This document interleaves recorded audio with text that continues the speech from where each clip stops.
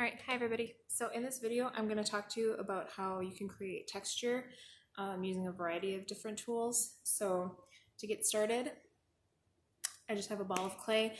I'm going to wedge it first before I roll it into a slab.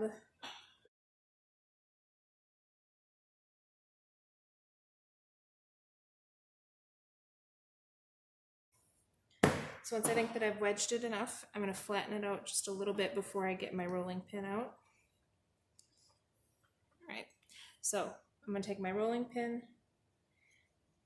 I'm going to do long movements. I don't want to do this continually because then I get like this valley that happens. So long strokes.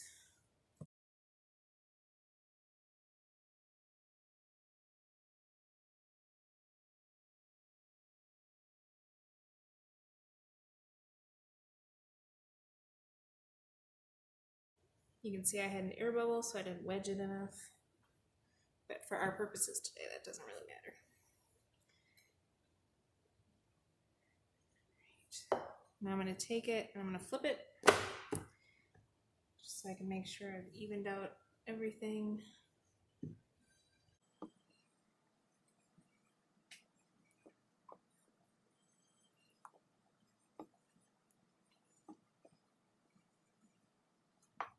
Alright, so now that I got my slab rolled out, I'm going to start with some of our traditional ceramics tools. So not all of these were included in your kits, but I'm going to work with some of these things. I'm not going to require you to go out and get any of these, but if you are interested, they are available on like Amazon and things like that. Just search clay tools. And then I will also show you the things that came with your kits, how you can use those as well. So first one I'm going to start with here is called our rubber rib. It's really flexible, and I'm going to use it to compress my slab.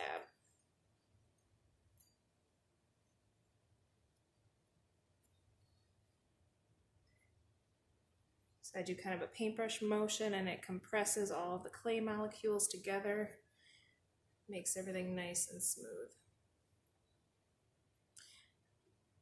So other things I can do with the rubber rib, it's got a nice edge to it. So if I wanted, I can make these nice cuts into it. I could cross hatch, all those kinds of things. I could press into it, it makes kind of like divots. That's some things you could do with that. We also have what's called a metal rib. So it's just like the rubber one, except it's made of really thin metal. And same with the other one, can make those nice lines in there. Things like that. You can also dig into it a little bit if you want to create like a shelf. Our last one, or our last rib, is a wood rib. Your version of that is just a small piece of wood. So this has nice corners. So you could create kind of an angled texture. Or you could use the flat side. Make marks that way or the long way. Could dig into it a little bit.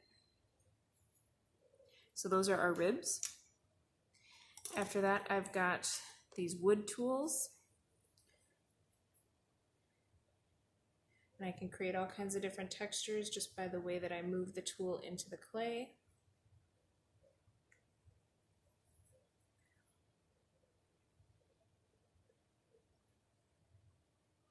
Just dependent on what kind of texture I want to create. The next one is like a carving tool. At one end it looks kind of like an X-Acto knife, and the other end it's like a sharp spoon.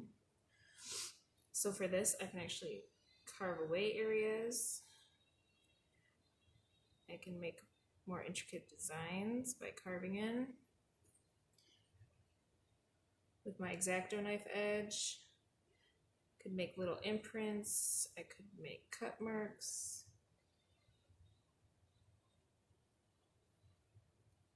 Wide variety of things. Next is one of these rubber tipped tools.